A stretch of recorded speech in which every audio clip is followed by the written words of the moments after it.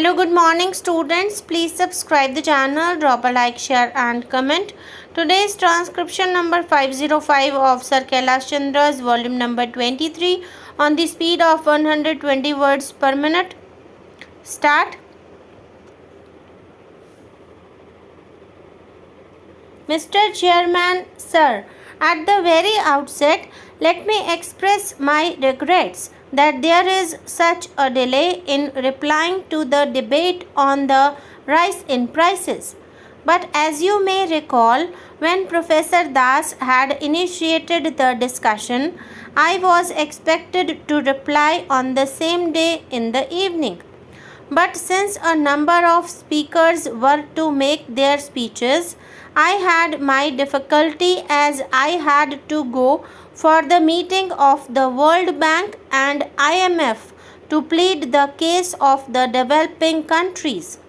I sought the permission of the House that I might be permitted to reply to the debate on my return and, Sir, the presiding authority and the House were kind enough to permit me to reply to the debate on my return. I propose to give an elaborate reply to the various points of view which were expressed by various members. Let me assure this House at the very outset that though I was not present during the speeches of some of the members of the House, I have carefully gone through the record of the entire proceedings of this debate and I have taken note of various suggestions and the concern expressed by the members. Let me make it clear that I do not propose to undermine and underestimate the problem of the price behavior of the essential commodities in the country. I also deeply appreciate the serious concern expressed by members on both sides of the House regarding the price behavior of various commodities. They have made concrete and constructive suggestions to check the rise in prices. I shall take note of it and also try to place before the House the viewpoint regarding various steps that are being taken. In the beginning, let me point out to the House that before the behavior of the price manifested itself in a particular form, the House should consider the various constraints that existed while we tried to conduct and manage the economy in a specific direction.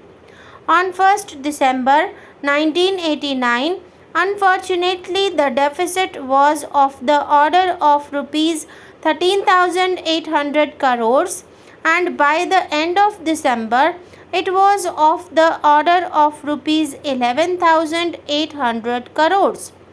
The House may recall that in the last budget, the deficit projected was of the order of rupees 7,300 crores.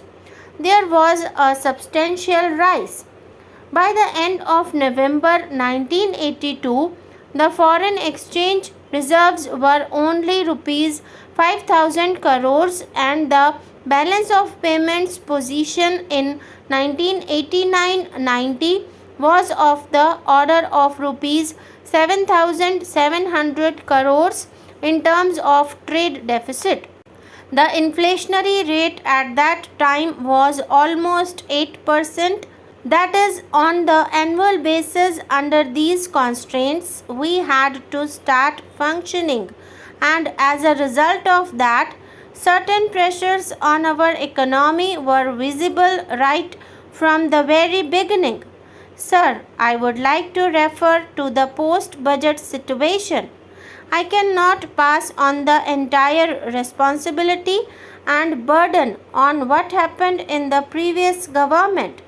I must fully take up the responsibility of the post-budget situation and I would like to place before you what were the alternatives that were available in the face of such an alarming situation when the country had to face various severe financial and economic constraints. Sir, almost all the economists, almost all the trade unionists, leaders of Kisan movement, all of them had warned before the presentation of the budget that unless you are able to restrain the deficit to a great extent, you will not able to check the inflation in a longer range. Therefore, the first important task was to see that the deficit is restrained to as small value as possible. There were two possibilities.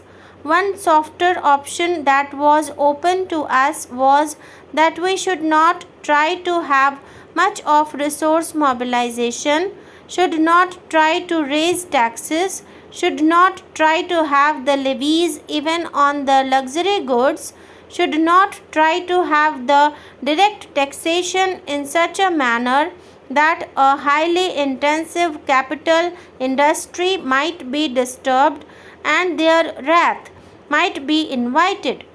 Then our job would have been to see that we should not have much of resource mobilization and, on the other hand, try to allow deficit to expand.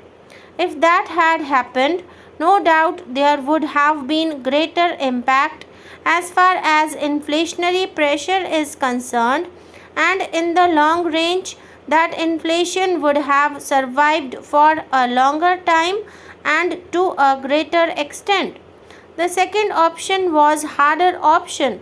It was that we should try to have resource mobilization, try to have more mopping up from the industrial houses, try to have additional resource mobilization from the rich, and again try to tax the luxury goods of elites' consumption.